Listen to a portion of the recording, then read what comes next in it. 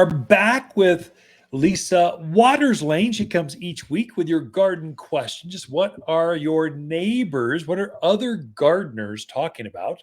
We try to share their questions, and we can feed off that. So, we have these garden classes every week. Last week was gardening for newcomers. The parking lot was packed. I should have gone that long, but they were so engaged. You kept going. Went an hour. Engaged. Yeah. And then they had an hour. I said, I'll hang out as long as you want, as long as you have questions. And people just hung around, just feeding off each other. That's good. That's what we want for this segment. So, Lisa, my gal, welcome. Well, thank you. What kind of garden questions we got this week? Well, we do have some. So David is in Chino. So early this spring, he put out the Arizona Wildflower Mix, which he was very happy with. Got lots of pretty flowers. His question is, okay, they're starting to fade. Do you just let them go? Do you cut them back? Can you get more flowers if you cut them back? So what's the best way to handle those wildflowers? So leave them alone, enjoy them. That's pretty much it. So let them go to seed. So when they're done blooming, they'll go to seed and you'll have more next year. Now, if you want them to bloom some more, this is a mix. So we put together 4 different wildflower mixes for the mountains of Arizona. They are custom blends.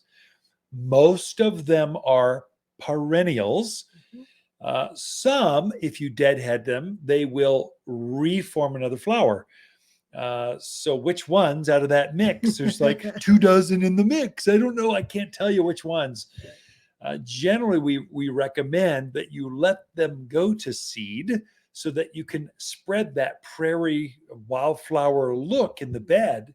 And then at the end of the year, so when it's starting to get dry, so it's fall and the winter's here, it's had a hard frost. Usually we tell folks, take a weed whacker, take a lawnmower, take something violent that just makes the seeds spread all over the backyard. And you can encourage them to grow even more next year. So if it really bothers you, Dave, go just deadhead the dead ones. The problem is if you deadhead them and they don't form new flowers, well, they won't reseed for you. But the good thing is that root base, now that plant is not focused on setting a seed. It can put all of its energy into forming a stronger root. So you'll have an actual better plant next spring from that one, say, Mexican hat or Shasta daisy or Gaillardia or whatever you happen to have out there. You can go ahead and just deadhead it and you'll have a stronger plant. It won't spread as much. But if you truly want that wildflower patch to spread, let it go to seed. Just enjoy all the butterflies and the hummingbirds that are going through there because they all love wildflowers. And then next winter, those birds that winter over with you, they're going to enjoy some of those seed as well. So you'll find your bird count goes up, your flowers will go up. I would say don't make a lot of work out of it. You planted a wildflower bed, let it go wild. Yeah, I agree. Good. Okay.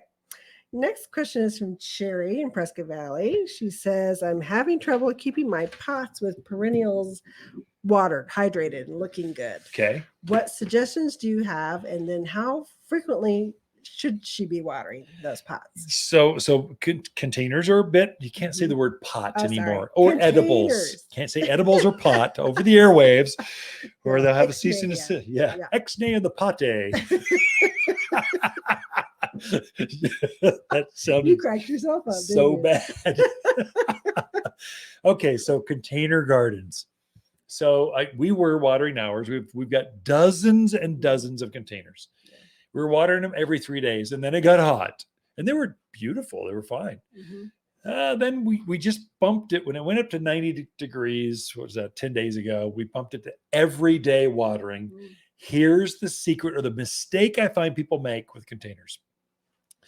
They can go with too small containers. So if the soil size is just too small, you're watering 4 or 5 times a day.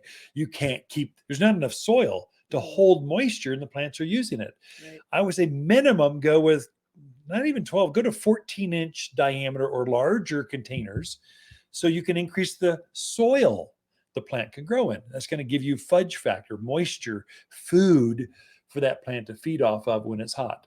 So if you're using a big enough size pot, now you want to water it until you see water coming out the bottom or that weep hole at the bottom. That's the secret. I find a lot of folks don't water their containers enough. Right. And so we don't have it dries out in the bottom. And once that soil starts to dry out in a container, it starts to shrink. And so now you've got a gap around the outer edge of that pot ring. So the soil will shrink. And now you water it again the next time, and water just hits the soil, goes right over that gap between the soil and the pot, and then just goes right to the bottom. And it's hard to recover from that. Don't allow that to happen. And the way you do that is water it and then let the soil hydrate, let it soak up that moisture until you see water seeping out that bottom drainage hole. Then you know, oh, soil's gone all the way through, and that's how you know you've got enough. Okay, it's hot. How often should I water? Well, we just water every day. We've got trees and roses and tomatoes and all kinds of stuff, peppers in containers. We're watering every day because it's just hot right now. It's just warm. And there's a little bit of a breeze. And so things dry out. Once the humidity comes, so the monsoon rains, already you're seeing a few clouds. Plants love some shade that comes from clouds, a humidity that comes up. So once the moisture, summer rains come, that'll take the edge off. Maybe you can back it off to every other day or so. So in the fall, you're definitely backing it off to every 3, 4, 5. In the winter, once a week. It's more than enough. Would you recommend fertilizing right now just to kind definitely. of keep things going and happy? Yeah, because you fertilize in the spring, and they've used all that fertilizer up. You've been watering, if you've been watering correctly, you'll water and then water comes out the bottom. You've flushed all those nutrients out of that soil, so that fertilizer that was there, you have to replenish it. So we've fertilized all the containers with 744 all-purpose plant food. And then in addition, so we've got our kids are coming in a couple of weeks. We want the backyard to be fully engaged. We want the grandkids just enjoy flowers. We want it to look fabulous. So I fertilized, deadheaded everything. And then I also added to that 744 some flower power. It's a liquid, water-soluble food. And you can use these in conjunction with each other and they don't burn because you're using organic food with the water-soluble. 2 weeks out, our container gardens are going to be way over the top. And they're going to be, whoa, that's pretty cool. So nice. That's what we want it to be. Okay. Excuse me. Next question is from Tom in Prescott. He's talking to his neighbors. Neighbors were telling him about the cicadas and the sound that the cicadas make. Yeah. But neither one of them knew if cicadas are bad. Do they eat trees, shrubs, that kind of stuff? Yeah. No, they're not. They're fine. So don't worry about it. Grubs are bad. Cicadas are not. So cicadas are a summer thing. They're starting to, I haven't quite seen them here at the garden center, but you'll start to hear them sing. They're like real loud, like, where, and they sing in a chorus back and forth. And it's kind of a summer delight that we get to enjoy. They live in the ground for up to 7 years, and they come out as an adult stage. So they live underground as a nymph stage. I don't know what they look like. Never seen one. Real deep.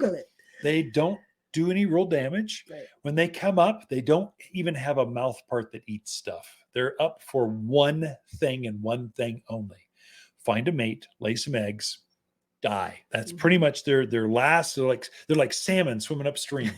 So they're going to do one last thing and then they're gone. Right. So they're not really a problem. They're freaky looking, but sometimes they can take a branch out because they lay an egg by shoving the egg underneath the bark. And so you'll see this textured where the eggs are. Sometimes that branch might die, but they don't want that to happen. They want that branch to live so that their young will hatch, drop down. And anyway, don't worry about it, Tom. You're worrying too much. You're okay. Grubs and stuff, that's a little white worm in the soil. Get rid of those. They're bad. All right, that's it for this segment. Ken and Lisa Lane, the Mountain Gardeners. Be right back.